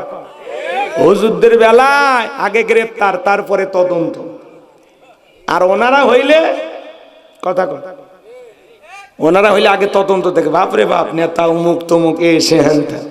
হুজুরদের নরম পাইছেন তো, যা ইচ্ছা তাই করেন, আল্লাহর কাছে হিসাব দেওয়া লাগবে। কথা বলে ঠিক কি না? রাগ করতেছেন আপনারা? এইদিক খেয়াল করেন, মনে রাখবেন চামড়ার দাম কমাইয়া ওরা মাদ্রাসা বন্ধ করার ষড়যন্ত্র করেছিল। গরুর দাম 3 লাখ, চামড়ার দাম 250 টাকা। ওরা মনে করেছিল এইবার মাদ্রাসা বন্ধ হবে, কিন্তু না, মাদ্রাসা কমেছে না বেড়েছে? কারণ এই দেশের মসজিদ মাদ্রাসা চালানোর জন্য প্রত্যেকটা মুসলমানের পকেটে পকেটে আল্লাহ অ্যাকাউন্ট খুলে রাখছে। কথা বলেন ঠিক কিনা? এই জন্য মনে রাখবেন, কোন ষড়যন্ত্র করে মাদ্রাসা বন্ধ করতে পারবেন না। মাদ্রাসায় জঙ্গি তৈরি করার ট্রেনিং দেওয়া হয় না। মাদ্রাসায় জীবনের শেষ জানাজা নামাজের ট্রেনিং দেওয়া হয়, জুমার নামাজের ট্রেনিং দেওয়া হয়। এদেশের আদর্শ নাগরিক তৈরি হয় মাদ্রাসা থেকে। কথা বলে ঠিক কি না? এই জন্য মাদ্রাসার দিকে যারা বাঁকা চোখে তাকাবে, মাদ্রাসাকে যারা বিষ বৃক্ষ বলবে, ওদের দাঁত ভাঙা জবাব দেওয়ার জন্য কারা কারা প্রস্তুত? হাত তুলে দেখা। লিল্লাহে তাকবীর। দ্বীনি প্রতিষ্ঠান নিয়ে যত ষড়যন্ত্রই করুক, ওদের ষড়যন্ত্রের ফাঁদে পা দেয়া যাবে। কষ্ট লাগে নাকি বাজান? আমার ভাইয়েরা গভীর মনোযোগ দিয়ে শুনবেন। আমি গুনাহগার যে কথা বলতে চাচ্ছিলাম, হযরত ওসমান তরবারি এনে দিলেন, নবীজি হযরত আলীর হাতে তরবারি ধয়া দিলেন। হযরত আলী তরবারে পায় মারছে দৌড়, দৌড়াইতে দৌড়াইতে দৌড়াইতে দৌড়াইতে আমরের মুখোমুখি হয়ে গেছে। যখন আমর ডেকে বলে কি রে পিচ্চি আলী, তুই কেন আমার সামনে? হযরত আলী ডেকে বলতেছে পিচ্চি নাকি পরে বুঝাইতেছি, ছোট মরিচের ঝাল বেশি। কথা বলে ঠিক কি না? হযরত আলী এবার দাগ টানতেছে আর একটা দোয়া পড়তেছে। এই দোয়া পড়ে বাড়ির চতুর্দিকে ফু দিতে পারলে বড় বড় দুর্ঘটনার হাত থেকে আল্লাহ আপনার পরিবারকে হেফাজত করবেন। আল্লাহু আকবার বলেন। কি সেই দোয়া শুনতে মনে চায়? শোনেন শোনেন। হযরত আলী রাদিয়াল্লাহু তাআলা তখন দাগ টানতেছেন। দাগ টানা একটানা যখন শেষ হয়ে গেল, তরবারটা উঁচু করে বলতেছে, এই কাফেরের বেটা আমর, তোর সাহস থাকে দাগটা পার হয়া নবীজির কাল্লা নিতে যা। এ আয় আয় আয়, খেলা হবে। আল্লাহু আকবার বলেন। বাড়িতে ঢুকছে চোর, বাড়িওয়ালা ল্যাংরা 2 পাই নেই। কিছু না হোক, জবান দিয়ে যদি খালি একটা আওয়াজ দেয়, কে রে, চোর থাকবি না, ভাগে দৌড় মারবি। একটা আওয়াজে অনেক কিছু ঘটে, কথা বলেন ঠিক কি না? একটা আওয়াজে অনেক কিছু। মুসলমান যদি একবার লিল্লাহি তাকবীর আল্লাহু আকবার বলে মাঠে নামে, বাতিলেরা লঙ্গি পরার টাইম পাবে, হাফ প্যান্ট পরে দৌড় মারবি। কিন্তু আপনাদের সাহস নাই তো। আছে কছে তাও দুইজন, আর বাকিগুলো করছে হুজুর সব কেন, এসব কি বলতেছে না? দেবেন না স্লোগান, দেবেন না লিল্লাহি তাকবীর। একটা আওয়াজে অনেক কিছু। আপনি একা এগিয়ে যান, লিল্লাহি তাকবীর আল্লাহু আকবার বলে একা এগিয়ে যান, আপনার পিছনে 1000 জন আল্লাহ তৈরি করে দেবে। কেউ কারোর জন্য জায়গা ছেড়ে দেয় না, জায়গা তৈরি করে নিতে হয়, কথা বলে ঠিক কি না? বাতিলের আপনার জন্য জায়গা 1 ইঞ্চি ছেড়ে দেবেন, জায়গা তৈরি করে নেওয়া লাগবে। এই জমিনে যদি দিনকে প্রতিষ্ঠিত করতে চান, জায়গা তৈরি করে লাগবে। নিজের জায়গা নিজেকে তৈরি করতে হবে। কেউ আপনার জন্য জায়গা ছেড়ে দেবে না। স্বার্থের দুনিয়াতে কেউ কারোর জন্য কিছুই করে না, কথা বলে দেখেন। নিজের চেষ্টা নিজেকেই করতে হবে। জীবনে সফল হতে চাইলে পরিশ্রমের বিকল্প আর কোনো রাস্তা খোলা নাই। আসুন, সফল হতে চাইলে একটু শক্তিশালী হওয়ার চেষ্টা করুন। আফসোস করবেন না, হাউতাস করবেন না। জীবন নিয়ে যত আফসোস করবেন তত পিছিয়ে পড়বেন। সামনে যা হয় হবে, আলহামদুলিল্লাহ, মাইনা নেবেন সবকিছু, কথা কন ঠিক কি না? হাউতাস করা যাবে না, জীবন নিয়ে কোনো আফসোস করা যাবে না। এই জায়গায় যদি আজকে যদি আমাদের জীবনটা থেমে যায়, কিছু করার আছে অসম্পূর্ণই থেকে যাবে। ভাত খেয়েছেন, 2 গাছ খেতে পারবেন, বাকিটা খেতে পারবেন কিনা গ্যারান্টি নাই। ওই যে নরম আলোচনা করব, সামনে যায় দেখি আপনাদের দিল নরম হইলে হয়তো আমার ওই আলোচনা শুনে বলা যায় না আজকে আপনি পরিবর্তন হয়ে যেতে পারবেন। আমি সেই দিকে যাব ইনশাআল্লাহ। কষ্ট হয়, কষ্ট হয়। তাহলে হযরত আলী আর আমর বাজা বাজা ভাব, পুরো ঘটনাটাই শুনবেন। হ্যাঁ, ঘটনাটা শুনবেন। কারা কারা একটু হাত তোলেন তো বাজান, সবাই হাত তোলেন। লিল্লাহি তাকবীর। হাত নামান আমার ভাইয়েরা। হযরত আলী রাদিয়াল্লাহু তাআলা ডেকে বলেন, এই মক্কার কাফের রে বেটা আমর, তোর যদি সাহস থাকে দাগটা পার হয়ে দেখা, আয় আয়। এমত অবস্থায় হযরত আলী তাকায়া দেখে আমরের কাঁধে থাকা 3.5 মণ ওজনের তরবারি আল্লাহ তাআলা কাঠের তক্তা বানায় দিয়েছে। বলুন সুবহানাল্লাহ। এক পা সামনে আসে, 2 পা পেছনে যায়, এক পা সামনে আসে, 2 পা পেছনে যায়। এমত অবস্থায় যখন দাগ বরাবর আসছে, হযরত আলী তরবারি শুধু কাঁধ বরাবর ঠেকাইছে। তরবারি ঠেকাইতে দেরি, দেহ থেকে আমার আল্লাহ কাল্লা আলাদা করতে দেরি করে নাই। বলুন আল্লাহু আকবার। আমাদের সম্মানিত চেয়ারম্যান, আলোচিত চেয়ারম্যান, মাজলুম চেয়ারম্যান, নির্যাতন জুলুম অনেক সহ্য করছে। হ্যাঁ, বাঘের বাচ্চা না, মানুষেরই বাচ্চা, কিন্তু বাঘের মতো সাহস, কথা বোঝেন নাই? আমাদের প্রিয় ভাই, সারা দেশে সবাই চেনে, জনাব নূর মোহাম্মদ আবু তাইর ভাই। বগুড়ায় যে একটা চেয়ারম্যান আছে, আর ওটা যে একটা জিনিস, এটা সারা দেশের মানুষ জানে, কথা কোন ঠিক কি না? সামনে রেখে প্রশংসা করতে নাই। আপনারা ভালো মানুষ, এজন্য ভালো নেতা পাইছেন। আল্লাহ আপনাদের সেবা করে ভাইয়ের জীবনটা কাটানো তৌফিক দান করেন। একটু জোরে বলেন আমিন। এদিক খেয়াল করেন, হযরত আলী খালি কাঁধ বরাবর তরবারি ঠেকাইছে। তরবারি ঠেকাইতে দেরি, ওই আমরের দেহ থেকে আল্লাহ তাআলা কাল্লাটাকে আলাদা করতে দেরি করে নাই। বলুন আল্লাহু আকবার। এই জন্য আমার আল্লাহ ডেকে বলে, আমার নাম আল্লাহ, যারা দিতে চায় আমি এবং আমার রাসূলের সাথে পাল্লা, আমি রাখবো না তাদের ঘাড়ে কাল্লা। চিৎকার মেরে বলুন সুবহানাল্লাহ। আল্লাহর সাথে পাল্লা দিয়ে কোনো জালেম টিকে থাকতে পারে না, কথা বলেন ঠিক কি না? এই জন্য আমরা বলেছিলাম, ম্যাডাম খালি পদত্যাগ করেন। আল্লাহ বলে, কিসের পদত্যাগ? এরা যে অন্যায় অপরাধ করেছে, শুধু পদত্যাগ না, আমি আল্লাহ এদেরকে দেশ ত্যাগ করতে বাধ্য করব, কথা বলেন ঠিক কি না? ইন্না বাতাশা রাব্বিকা লাশাদীদ। আল্লাহর পাকড়াও বড় কঠিন। আল্লাহ ধরে না, যেদিন ধরবে মামু বাড়ি দিল্লি গিয়ে পড়বে। কোরআনের বাক্যে আল্লামা সাইদি হুজুর বলেছিল না, 12 কোটিতে গাছের কোরআন নারা দেবে, মামু বাড়ি দিল্লি গিয়ে পড়বে। কোরআনের পাখির কথা আছে। উনি যায়া ভাগ্যে আবার বলে, আমি শর্ট করে ঢুকবো, আপনি আসেন। এই দেশ আপনার বাবার, এই দেশ আপনার স্বামী। এই দেশের 18 কোটি মানুষের 36 কোটি চোখ তাকায় আছে, কথা বলে ঠিক কি না? তাহলে সবাই এটা অনুরোধ করছে, ভাই চেয়ারম্যান ভাই এসেই গেছে, বলবো যুবকদের ওই অনুরোধ শুনবো, বলবো বাবু আইবা তুমি আইবা গো, সেই দিন আইসা বুবু ক্ষমতা পাইবা না। ও বাবু আইবা তুমি আইবা গো, সেই দিন আইসা বুবু ক্ষমতা পাইবা না। খোঁজ নাই বুবু কাদের কাকার, অবস্থা খারাপ দরবেশ বাবার, হাউ নাঙ্কেল এখন সামনে আসে না। নেহাতা কর্মী সব জেলের ভিতর, আমি আসি ডরের ওপর, কখন জানি আসে গ্রেফতারি পরোয়ানা। বুবু আইবা তুমি আইবা গো, সেই দিন আইসা বুবু চিয়ার পাইবা না। ক্ষমতার চেয়ার থেকে নামা সহজ, কিন্তু ওই চেয়ারে ওটা কঠিন। আর আমরা আগামীতে সিদ্ধান্ত নেব, আর যাই হোক কোন নারীকে এই দেশের প্রধানমন্ত্রী বানাবো না। আগামীতে আমাদের পুরুষ প্রধানমন্ত্রী চাই। কারা কারা হাত তুলে দেখান, লিল্লাহি তাকবীর। হাত নামান, নারীদের দেখার দিন শেষ। আগামীতে পুরুষের বাংলাদেশ, যেই দলেরই হোক পুরুষ নেতা চাই।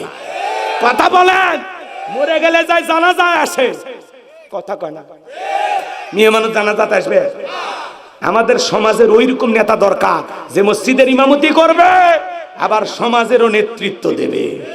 দুই জায়গার ইমাম দরকার আছে না? না। 16 বছর ঘর জামাইছিলেন, মেয়েদের রাগ বেশি, জেদ বেশি। দেখেন না, স্বামীর সাথে ঝগড়া লাগা হাড়ি পাতিল ভেঙে ফেলে দেয়, স্বামী তুলে আছাড় মারে, নারী নির্যাতনের মামলা দিয়া স্বামীকে জেল খাটায়, আছে না? না। ওদের সেনা কঠিন। আর মেয়েরা শান্তির জায়গা পেলে জীবন চলে যাবে, জায়গা ছাড়বে না।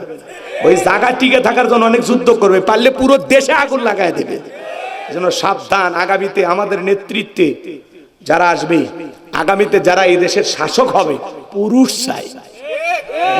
চুলে আর দেখবো না, কথা কন ঠিক কি না? আল্লাহ কবুল করুন, জোরে বলুন আমিন। ভালো থাকবেন, সুস্থ থাকবেন। আজকের আলোচনায় এখানে ইতি। আল্লাহ পাক যুবকদের আয়োজন কবুল করুন। আখিরি দাওয়ানা আনিল হামদুলিল্লাহি রাব্বিল আলামিন। ভাই এসেছেন, সালাম দেবেন, তারপরে আমরা দোয়া করে সবাই যাব। এই দেশের জন্য একটু দোয়া করা দরকার। দেশের অস্থিরতা চলতেছে, তাম পৃথিবীর মুসলিম উম্মার জন্য দোয়া হবে। আমি আপনাদের এলাকায় এসেছি, মৃত কবরে যারা শায়িত তাদের জন্য একটু দোয়া হবে। আল্লাহর রাস্তায় সবাই বসেন, দোয়া হবে। ভাইকে একটু মাইক দেন ভাই। আল্লাহুম্মা আমিন। রব্বানা যালামনা আনফুসানা ওয়া ইল্লাম তাগফির লানা ওয়া তারহামনা লানাকুনান্না মিনাল খাসিরিন। নলঘরিয়া যুব সমাজের উদ্যোগে আজকের এই 7ম বার্ষিক বিশাল ওয়াজ মাহফিলের শ্রদ্ধাভাজন সভাপতি জনাব আলহাজ মোহাম্মদ মেহেরুল ইসলামকে কবুল করেন। সহ সভাপতি জনাব আলহাজ মোহাম্মদ আশরাফ আলী, আল্লাহ তোমার গোলামকে তুমি কবুল করো। প্রধান অতিথি কমান্ডার মনোয়ার তালুকদার সাহেবকে কবুল করো। প্রধান মেহমান জনাব নূর মোহাম্মদ আবু তাহির ভাই, সুনামধন্য একজন চেয়ারম্যান, আল্লাহ তোমার গোলামকে তুমি ইজ্জত সম্মান আরো বাড়িয়ে দাও। ওয়ারাফা'না লাকা যিকরাক। আল্লাহ তাআলা আজকের মাহফিলে বিশেষ অতিথিবৃন্দ যাদের নাম আছে আল্লাহ কবুল করেন। আলোচনা করেছেন হাফেজ মোহাম্মদ মুতালিবুর রহমান, হাফেজ মাওলানা মোহাম্মদ শফিকুল ইসলাম। আল্লাহ তোমার গোলামদের কণ্ঠ তুমি দ্বীনের জন্য কবুল করে নাও। আমরা যারা হাত তুলে ধরেছি, অনেকের মা নাই, বাবা নাই, এতিম বানায় কবরে চলে গেছি। আল্লাহ জনম দুঃখিনী মা বাবার কবরে আর সবটুকু পৌঁছায় দাও। মা বাবার কবর জান্নাতের বাগান বানায় দাও। রব্বির হামহুমা কামা রাব্বায়ানি সগীরা, ওয়াকুর রব্বির হামহুমা কামা রাব্বায়ানি সগীরা। পিতা মাতা যাদের বেঁচে আছে, আল্লাহ পিতা মাতার খেদমত করে তাদের মুখে হাসি ফোটায়, তাদের দোয়া নিয়ে আল্লাহ আমাদের সবাইকে জান্নাতে যাওয়ার তৌফিক দান করো। পিতা মাতা যে কত বড় নিয়ামত, আল্লাহ এটা আমাদের বোঝার তৌফিক দিয়ে দাও। আল্লাহ আমাদের সবাইকে পিতা মাতার দোয়া নেওয়ার তৌফিক দিয়ে দাও। আত্মীয় স্বজন পাড়া প্রতিবেশী যারা কবরে চলে গেছে, মাফ করে দাও। কবরগুলো জান্নাতের বাগান বানায় দাও। আল্লাহ তাম পৃথিবীর মাটির নিচে যত মানুষ শায়িত, সবাইকে তুমি মাফ করে দাও, সবাইকে মাফ করে দাও। আল্লাহ তাম পৃথিবীর মুসলিম উম্মাকে হেফাজত করো। বাংলাদেশের মসজিদ মাদ্রাসাগুলো কবুল করো। হক্কানি ওলামা ইকরামদের কবুল করো। দেশি বিদেশি সকল চক্রান্ত আর ষড়যন্ত্রের হাত থেকে আমাদের প্রিয় মাতৃভূমি বাংলাদেশকে আল্লাহ হেফাজত করো। আল্লাহ এই জমিনকে কোরআন আর ইসলামের জন্য কবুল করো। আল্লাহ কোরআন দিয়ে দেশটা চললে কেমন দেখা যায় চর্মচোখে একবার দেখার সুযোগ করে দিও। আল্লাহ এই জমিনকে ইসলামের জন্য কবুল করে নাও। এলাকাবাসীর উপর খাস রহমত বরকত নাজিল করো। তাদের ক্ষেত খামার ব্যবসা বাণিজ্যে বরকত দাও। যারা চাকরি করে চাকরিতে বরকত দিয়ে দাও। আল্লাহ যার যা মনের বাসনা পূরণ করে দাও। যুবকদের আয়োজনকে কবুল করো। লাইটিং মাইটিং পোস্টার ব্যানার ডেকোরেটর ভাইরাস সহ স্বেচ্ছাসেবকের দায়িত্ব যারা পালন করেছেন, বুদ্ধি পরামর্শ দিয়েছেন, টাকা পয়সা দিয়ে অনেকেই সহযোগিতা করেছেন। আজকের মাহফিলে নগদে বাকিতে অনেক মানুষ মা বোনেরাও টাকা দান করেছেন। আল্লাহ সকলের দানগুলো তুমি কবুল আর মঞ্জুর করে নাও। এ দান হয়েছিল করে কোটি কোটি টাকার মালিক পায়না দেয়। কঠিন কিয়ামতের ময়দানে তোমার আরশের নিচে ছায়া করি। আমার যে যুবক ভাইরা আয়োজন করেছে তাদের ইমান খালিদ বিন ওলীদের মতো বানায় দেন, আমির হামজার মতো বানায় দেন। আগামী বছর আরো বড় পরিসরে মাহফিলকে আয়োজন করার তৌফিক দিয়ে দেন। আল্লাহ আল্লাহ আমাদের জীবনে একটাবার সোনার মক্কা মদিনায় যাওয়ার সুযোগ করে দিও। আল্লাহ রসুলের রওজা পাকে দাঁড়িয়ে সালাম দেওয়ার সুযোগ করে দিও। হ্যাঁ আল্লাহ তাআলা এই মাহফিলকে তুমি কবুল আর মঞ্জুর করে নাও। আল্লাহ আমাদের জানা অজানা ছোট বড় গোপন প্রকাশের আল্লাহ তাআলা যত গুনাহ করেছি, আল্লাহ এমন জায়গায় বসে গুনাহ করেছি দুনিয়ার কেউ জানে না, তুমি জানো। তুমি আলিমুম বিযাতিস সুদূর, ইন্নাল্লাহা লাতীফুন খবীর, ইন্নাল্লাহা খবীরুম বিমা তা'মালুন। আল্লাহ গোপন প্রকাশের সব খবর তোমার জানা আছে। আল্লাহ তাআলা তুমি সাত্তার, আমাদের দোষগুলো গোপন রেখেছো। আল্লাহ তাআলা আমাদের সকলের তামাম জিন্দেগির গুনাহগুলো মাফ করে দাও। ফিরাইয়া দিও না মালিক, ফিরাইয়া দিও না। ফকির একটা দরজায় ভিক্ষা না পাইলে আর একটা দরজায় যায়, তুমি যদি ফিরাইয়া দাও আমাদের যাওয়ার আর কোনো জায়গা নেই। আল্লাহ আমি ছাড়া তোমার বান্দার অভাব নাই, তুমি ছাড়া আমাদের আর কোনো আল্লাহ নাই। আল্লাহ আমাদের সকলের তামাম জিন্দেগির গুনাহগুলো মাফ করে দাও। আমরা পাপীর ঘরের পাপী, কত যে গুনাহ করছি তালিকা করলে হিসাব শেষ হবে। তুমি রহমান, তুমি রহিম, তোমার অনেক দয়া। ওয়া আনতা রাহমুর রাহিমিন, তুমি দয়ালুর মধ্যে সর্বশ্রেষ্ঠ দয়ালু। আল্লাহ তোমার রহমতের বিশাল দরিয়ার দিকে তাকাইয়া আমাদের সকলের তামাম জিন্দেগির গুনাহগুলো মাফ করে দাও। আল্লাহ তওবা করে ফিরে আসার তৌফিক দাও। আল্লাহ গুনাহমুক্ত ঈমান আমল আমাদেরকে দান করো। আল্লাহ গুনাহ থেকে ফিরে এসে তোমার গোলামি করার তৌফিক দাও। আল্লাহ সবাইকে পাঁচ ওয়াক্ত নামাজি বানায় দাও। তোমার গোলামেরা হাত তুলে ওয়াদা দিয়েছে, আল্লাহ এই ওয়াদা যেন তারা পালন করতে পারে, তুমি তৌফিক দাও।